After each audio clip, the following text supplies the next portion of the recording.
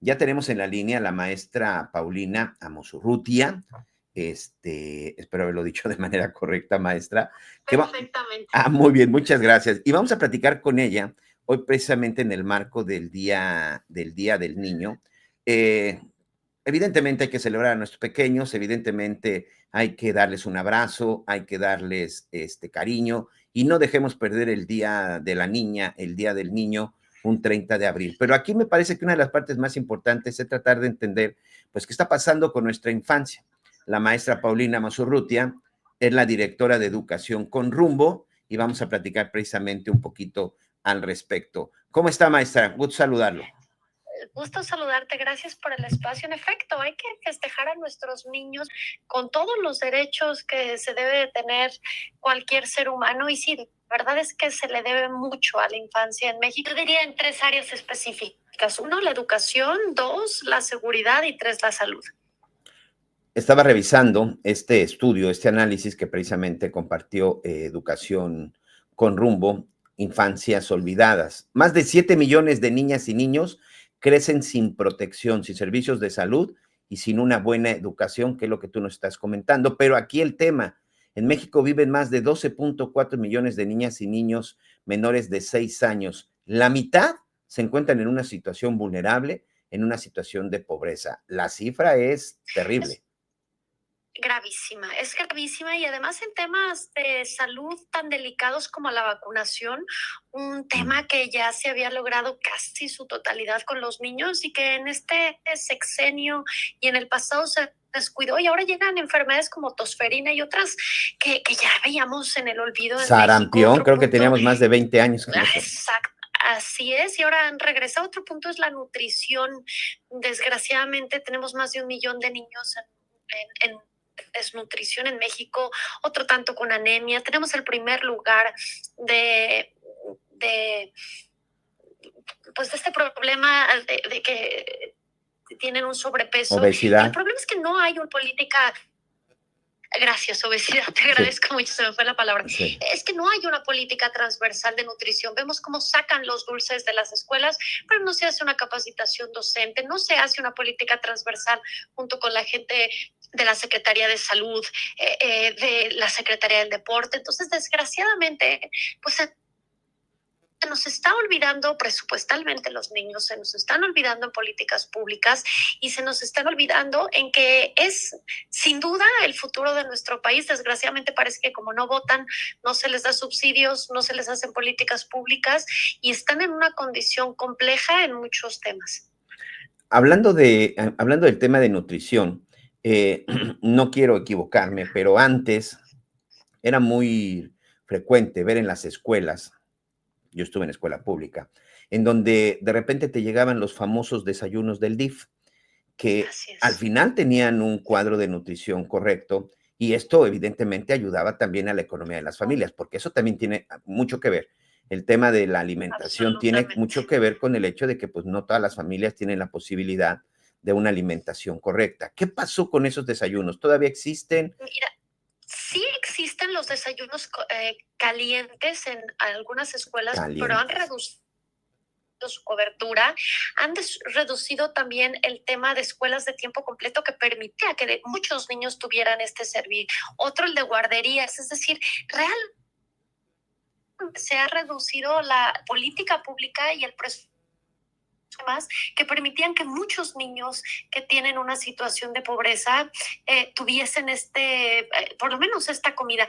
Ahora, hay sectores poblacionales que están en una situación todavía más grave, como es la infancia indígena, ¿no? Como 9 de cada 10 tienen deficiencias en la educación, en pobreza. Entonces, creo yo que definitivamente tenemos que empezar a exigir más al gobierno en estos temas de educación. Estamos en el peor lugar en 20 años en lectoescritura y lógico-matemáticas. Es decir, nuestros niños no pueden hacer sumatorias básicas, son analfabetos prácticos, es un término técnico que se dice que leen, pero no entienden. Entonces, pues sí, en salud, en educación, y no podemos dejar de lado la seguridad en donde los niños migrantes, cuántos desaparecidos, le estamos fallando a lo más importante que tenemos, que son los niños, en definitiva, en México. Y no es cualquier cosa, porque al final los niños son ese futuro de México. Pero mira, me quiero detener un poco en la cuestión de la educación, el derecho a la Sí. educación.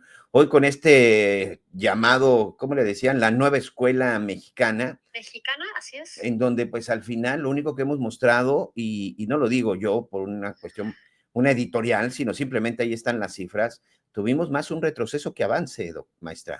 Sí, esta nueva escuela mexicana mal mencionada es un nuevo programa que se da en este marco de la pandemia, es decir, todos los países primermundistas después de la pandemia lo que hicieron fue evaluar y regularizar. Nosotros no solo no hicimos eso, sino que se nos ocurrió hacer un nuevo modelo educativo, ¿no? Y esto ha sido caótico porque no se capacitaron bien a los docentes, porque el modelo no tiene el grueso en temas científicos, es decir, en matemáticas se redujo notablemente todos los contenidos en este rubro, en contenidos de historia.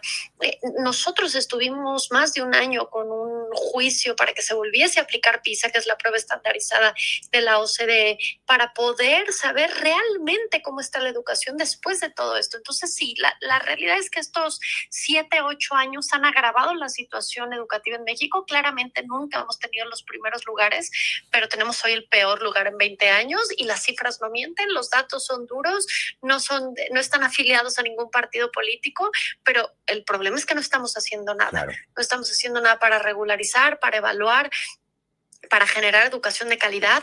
6 de cada 10 niños, solo 6 están en educación básica, entonces ya les hacemos un sesgo que les dura mucho tiempo. Imagínate, no tuvieron una educación inicial los 6 primeros años, tienen una situación de desnutrición, no estamos acompañando con vacunas. ¿Qué va a hacer de ese niño de 6, 7, 8 años? Y permíteme sumar una más. Muchos de estos niños son violentados, muchos de esos niños incluso son explotados hasta sus propios padres. Revisaba un estudio también de la UNICEF y México también ocupa un lugar vergonzoso en el tema de la explotación infantil. Ese es otro tema que desgraciadamente después de la pandemia se agudizó el problema de violencia intrafamiliar, pero no se hizo nada. Es decir, seguimos creyendo que las cosas se corrigen al pasar del tiempo y creando nuevos modelos educativos sin basarlos en evidencia. Entonces, pues sí, este 30 de abril nos toca festejar a los niños, pero a los adultos nos toca tomar en serio estos temas y hacer lo medianamente posible que podamos hacer desde casa, ya que no está viendo la política pública. En nutrición, por ejemplo, pues el plato del buen comer en la medida de lo posible, ¿no? Sabemos que frijol, tortilla hacen una proteína, arroz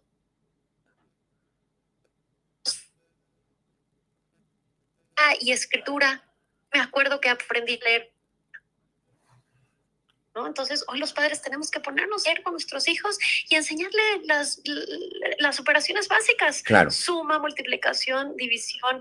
Es que pareciera lógico, pero no lo es. Desgraciadamente, tenemos que suplir un sistema educativo, un sistema de salud, de seguridad, que no lo está proveyendo el Estado cuando tendrá humano y porque está en la Constitución.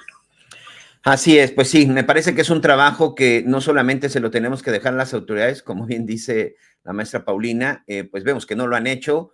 Muchos padres creen que la educación empieza en la escuela. No, la educación empieza en casa y en la escuela se complementa y no termina en la escuela, regresan, hay que sentarse con los hijos a hacer la tarea, hay que acercarse con los hijos para preguntar cómo van, hay que acercarse con los hijos. Yo, bueno, tengo 51 años, soy de los que creen que debe de haber reglas en el hecho de horarios con la computadora, horarios con el teléfono y horarios para dormir, porque de repente, lo comentaba al principio, muchos padres creen que la tableta, el celular, es la nana, es el papá o es la mamá.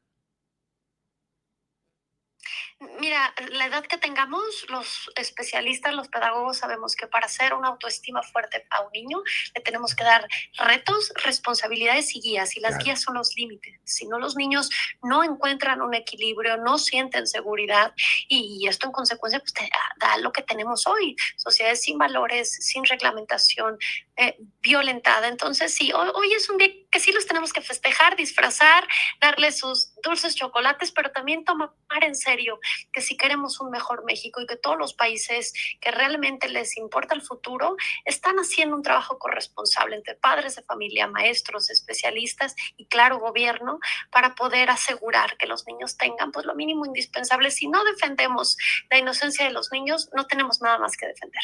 Pues ahí está, me parece que es un mensaje más para los papás, para las mamás, los de hoy y para los futuros padres. Por lo pronto, pues felicidades a todos los pequeños.